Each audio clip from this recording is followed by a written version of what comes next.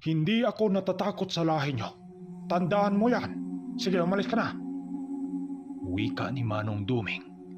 Nang mapakawala na ng ermitanyo ang gabunan, kaagad na itong kumaripas ng takbo at kaagad din naglalaho.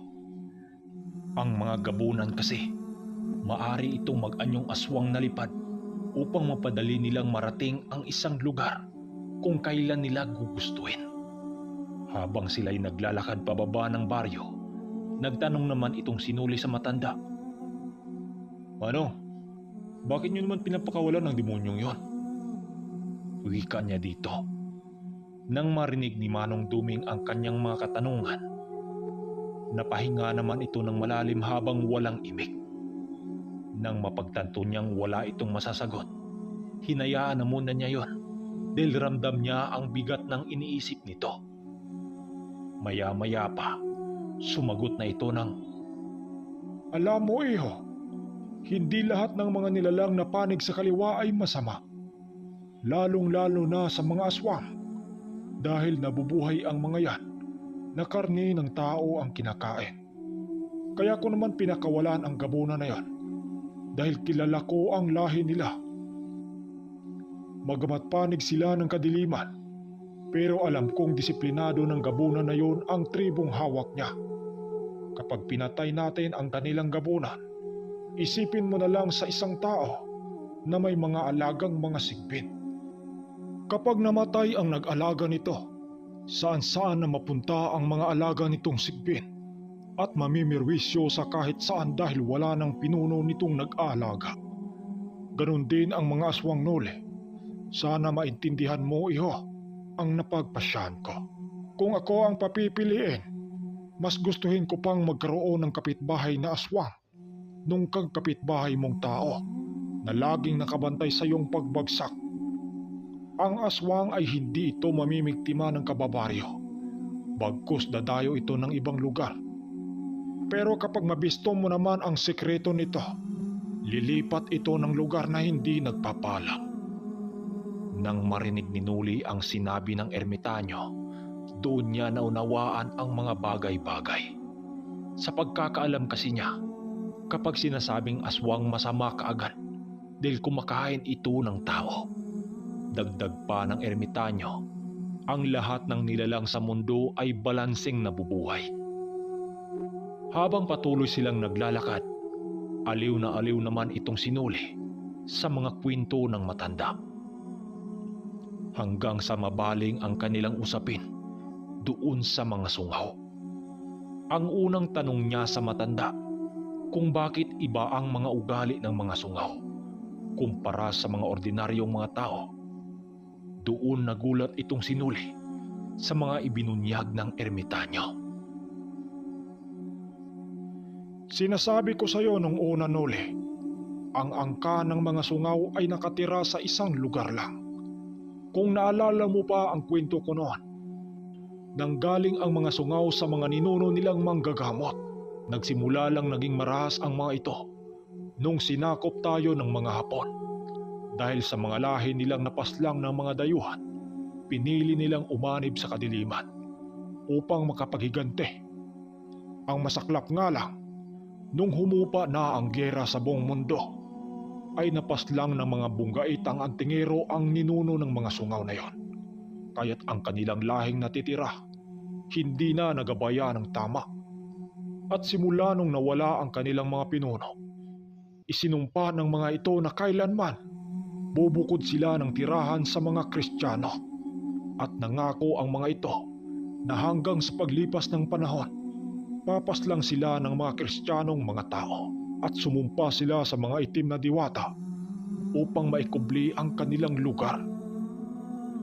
Nang marinig ng binata ang sinabi ng ermitanyo, napawika naman ito ng, Anong ibig sabihin mo, Mano? Ang sinaunang tao ba ay hindi Kristiyano?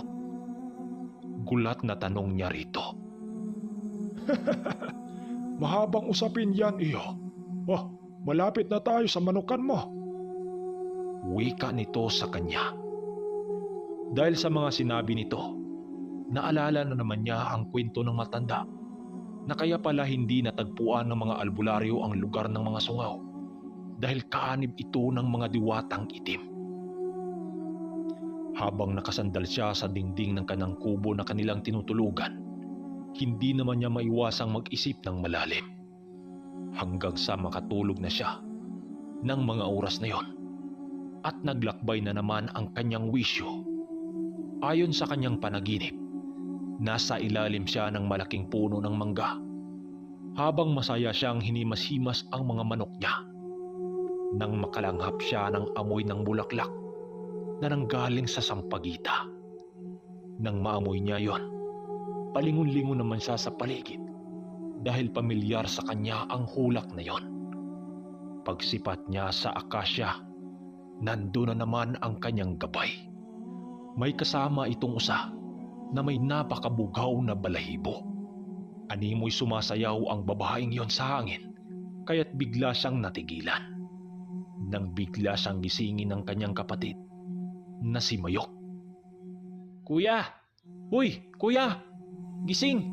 Tinawag ka ni Itay, oh! Kain ka na raw!" Wika nito sa kanya. Nang magising siya doon niya napagtanto na isa palang panaginip lang yon. Dali-dali naman siyang bumangon at paglabas niya ng kubo, tanghali na pala. Imbis maligo, mas inuna pa niyang tingnan ang mga manok niya dahil nag-iisip na naman siya kung saan ang ilalaban niya dito dahil may magaganap na namang salpukan sa araw ng linggo.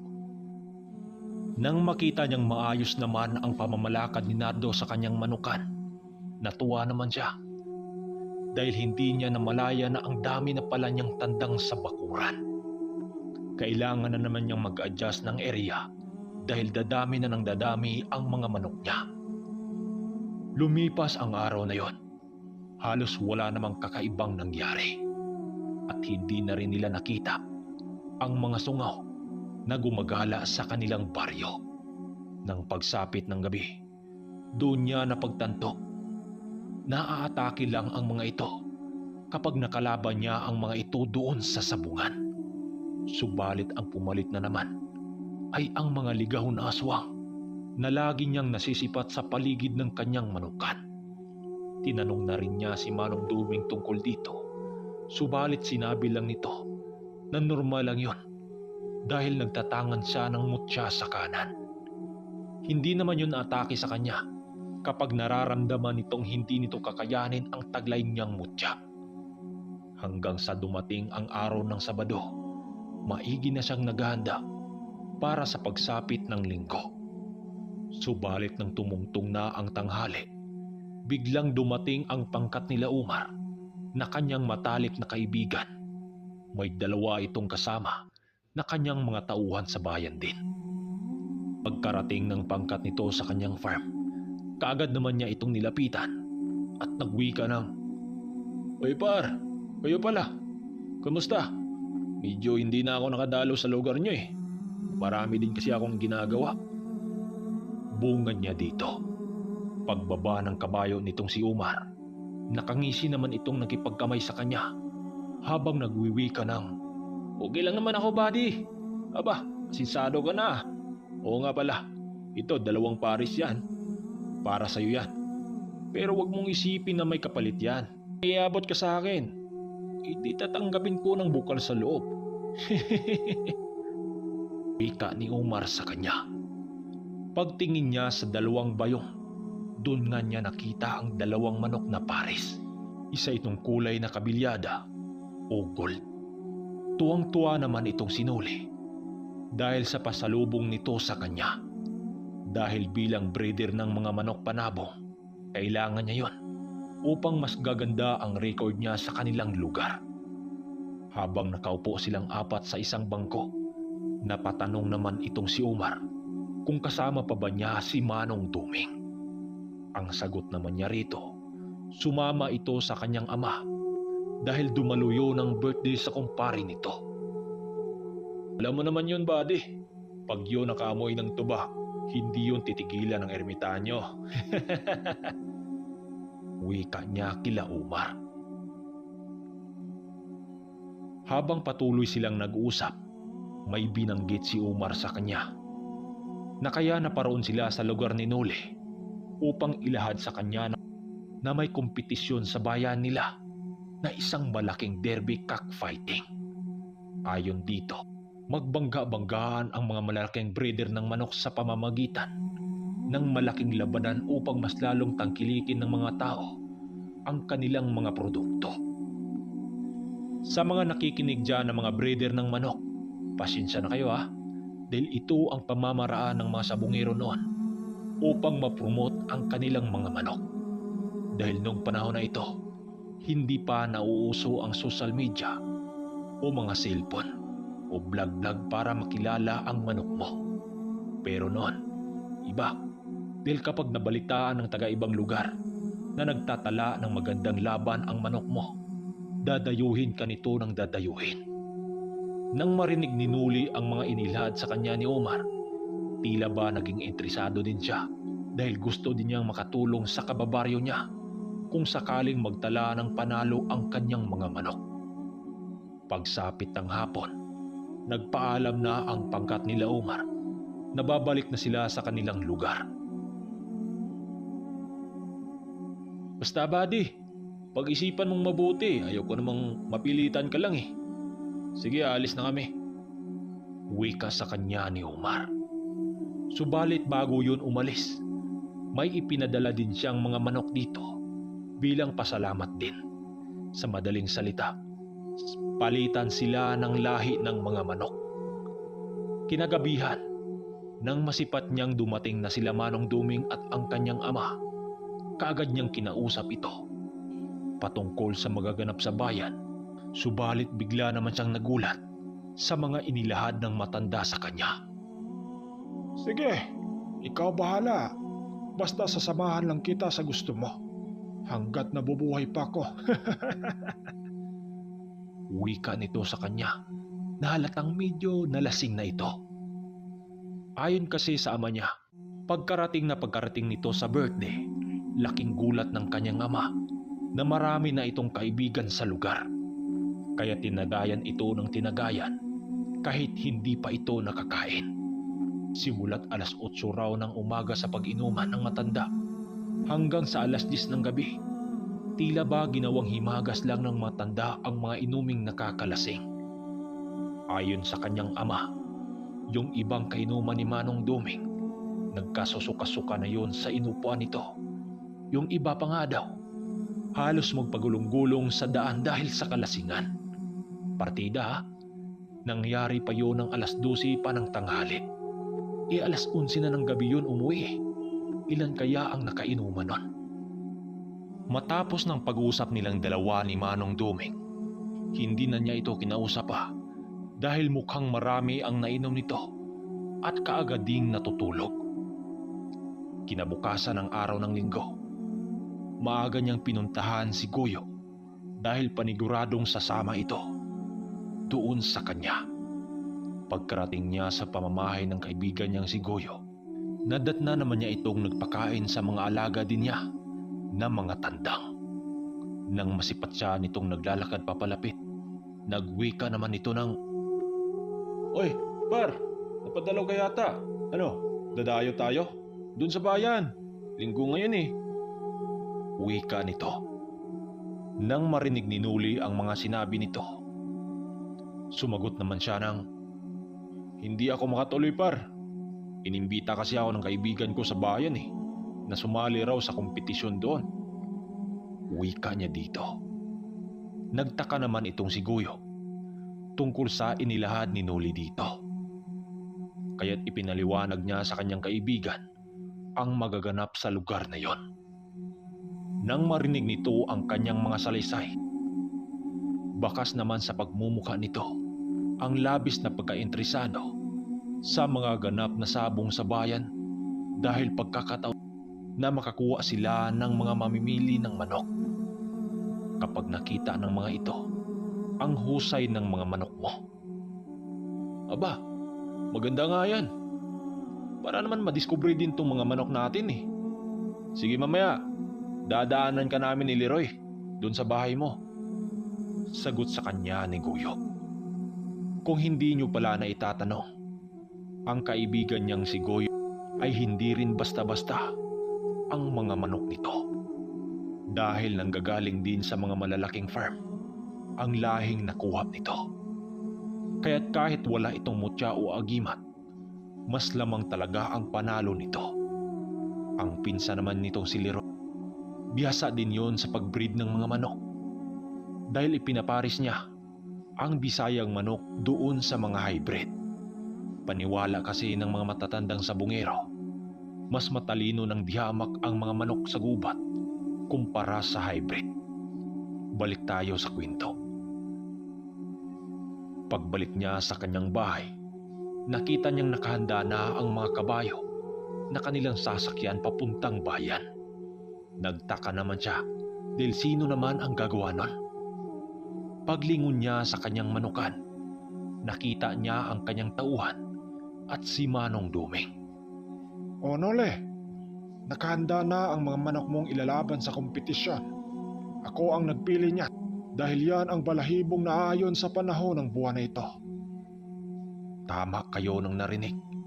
Magamat may hawak silang mutya, sinunod pa rin nila ang mga panahon sa buwan o pamahiin. Halimbawa, kung dugong pula ang kulay ng manok mo, tas kulay pula din ang buwan, malaking posibilidad na mananalo ka dahil umayon sa iyo ang panahon. Yan ang tinatawag nilang swerte kung magkataon. At kapag walang buwan sa kalangitan, ibig sabihin nun, mananaig ang sa kadiliman. At ang bagay na manok para dito ay ang mga bubuyogin na itim, ang mga mata. Pero sila ang nagsabi niyan. Baka ako ang sisihin niyo pag natalo kayo. Biro lang. Makalipas ang isang oras, kasalukuyan na nga silang naglalakbay papunta sa lugar nila Umar. Pagkarating nila sa lugar nila Umar, nasa 9:00 na yon ng umaga. Nadatnan nila ang mga ito na animoy inaantay din ang pagdating nila. Oh, magandang araw sa inyong lahat, Mano. Sa iyo, Nole, at sa mga kasama mo.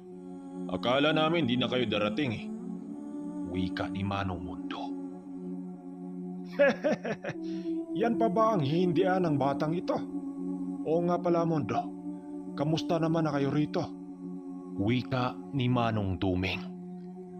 Habang nag-uusap ang ama ni Omar at ang matanda, sinuli naman, ipinakilala niya si Goyo at Leroy sa mga kaibigan din nila Omar. Na hindi rin basta-basta dahil mga sindiro yon ng mga tubo doon sa Bacolod, na masasabi mong may mga kaya din. Nang makita ni Omar ang dala niyang tandang, nagwika naman ito ng, "Ay, pasensya na buddy, dahil trikak derby ang nasabi ko sa iyo kahapon." Wika nito sa kanya. Akala kasi ni Omar, ang trikak derby ang magaganap, subalit 4 na manok ang kailangang manalo bago itanghal ang kampyon. Dahil kompetisyon nga yun Nang marinig ni Goyo ang totoo, maging ito man ay nag-alala din. Mabuti't mabait ang kaibigan nitong sinuli dahil magpapahiram siya ng 2 tandang sa kanilang dalawa. Okay lang yan, buddy. Dahil may mga tauhan naman akong pinadala doon para gumagawa ng mga kulungan sa manok. Wika sa kanya ni Umar. Ganun ba, buddy? Mas maganda nga yan para hindi na tayo mga ngawit sa kakabitbit ng mga bayong. Sagot naman ni Nole. Pagkarating ng pangkat nila Nole sa nasabing arena, panay naman ang pagsipat niya sa paligid. Dahil kadalasan sa mga taong nakikita niya doon, masasabi mong mga mayayaman talaga. Kaagad naman silang sinundo ng mga tauhan ni Umar, yung mga naunang gumawa ng mga kulungan doon. Nang maipwisto na nila ang kanilang mga manok, kumain na muna sila dahil mahaba-haba pa ang sulta paglagpasan nila dahil marami doong maagang nagpalista. Maigi din siyang nakikiramdam sa paligid kung meron bang mga antingero doon. Pero nang wala naman siyang nararamdamang kakaiba, doon niya napagtanto na sa lugar na yon ay hindi mutya ang sinasandalan. At doon pa siya nabahala dahil ang mga manok doon bago ilaban, tinitimbang ito bago hanapan ng kaparehas ng timbang. Hanggang sa dumating na ang sultada ng mga manok nila Umar upang magtuos na ang dalawang panig. Ang unang pambato nila Umar ay nasungkit nito ang unang panalo hanggang sa pangalawa nilang manok. Subalit ang pangatlo at pang-apat, tinalo yun ng katunggali nito dahil mga malalakas din ang mga manok nun. At ang sabi ni Nuli kay Manong Duming ay, "Manong, di kaya'y may mga sumpa sa gitna ng ruwidang ito? Wala akong nararamdamang mga antingero dito eh." Tanong niya dito. Bago sumagot ang matanda, gumilid na muna sila ng bahagya upang walang makarinig sa kanilang dalawa. "O Noli, may baon na pangontra ang sabunga na ito. Pero hindi nito kayang sumpain ang mutyang hawak mo dahil hindi mo naman ito itali sa manok mo, kagaya nung dati. Pero ngayong mga usa lamang ang ikakarga mo, mahirap sumpain yan. At saka, batid kong ikaw lang ang may karga dito." Wika nito sa kanya. Nang marinig niya ang sinabi ng matanda, doon naman siya napanatag dahil bukod sa sandamakmak na salaping pinusta, kailangan mo ring masungkit ang panalo.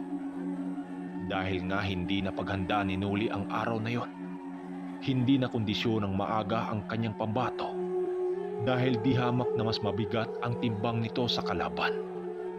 Kaya't ang nangyari, natapat ang mga manok nila sa mas malalaki dahil yun ang kamats ng timbang nito.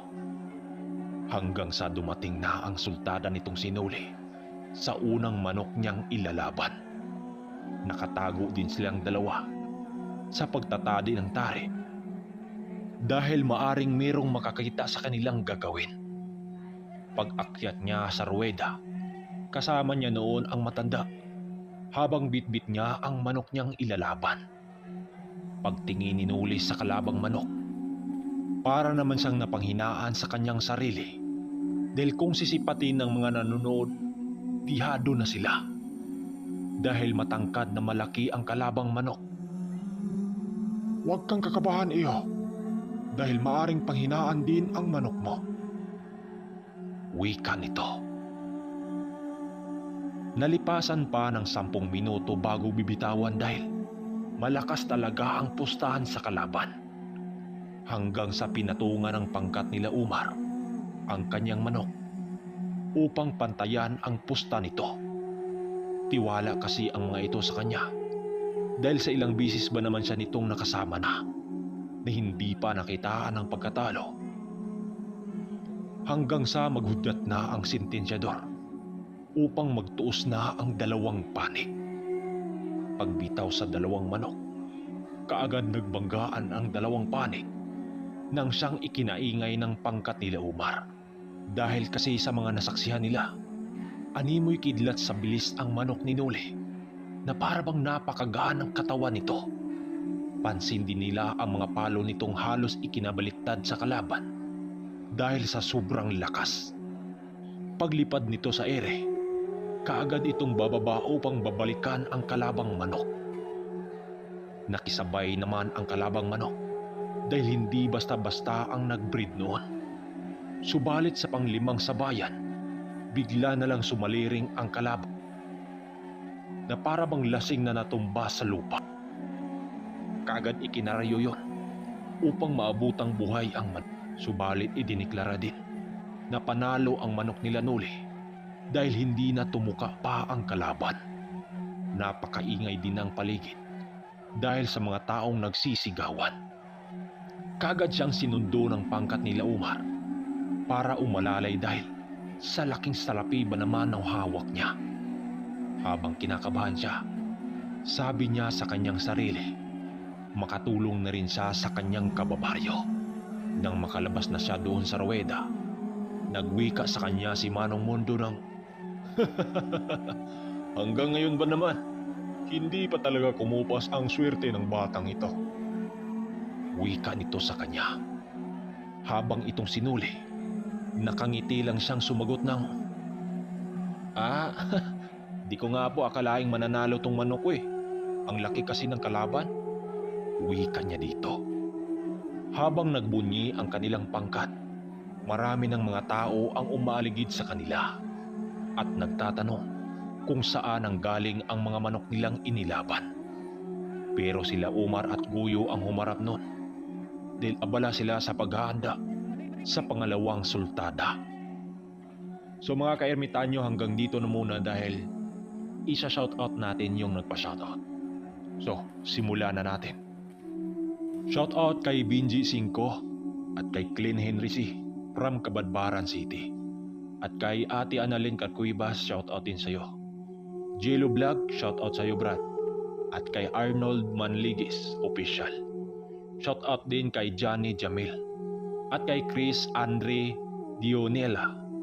Shoutout din kay Aya Flores. At kay Ronelo Arabis. Shoutout din kay Nelio Matos from Bisaya, Manhuyot. Shoutout din kay Jojo Giramelo at kay Rodelio Balikog at kay From Chacha Black. Shoutout sa asawa niyang sabungero, Jimboy Manatat, Sibilia Mahayag, Pagatian City, Zamboanga del Sur, at kay Ernesto Linasa from Manila. At kay Joseph Abante, shoutout sa iyo. At sa Dolorosa family, shoutout po from Bacolod Silay. Kay Ronald Maravilla. Shoutout din kay Monoy TV Vlog from Sagay City. Shoutout sa iyo bay. At kay Dixon Rotone. Shoutout sa mga kainuman mo dyan. Jumare Severena, shoutout sa iyo. At kay Joseph Abante, shoutout din sa iyo. Sa anak mo na si Juby Zamonete. At kay George Pangan, pang-last natin, shoutout sa iyo. At kung bago kayo sa ating channel, huwag niyong kalimutang mag-subscribe at i-hit ang notification bell upang updated kayo sa ating episode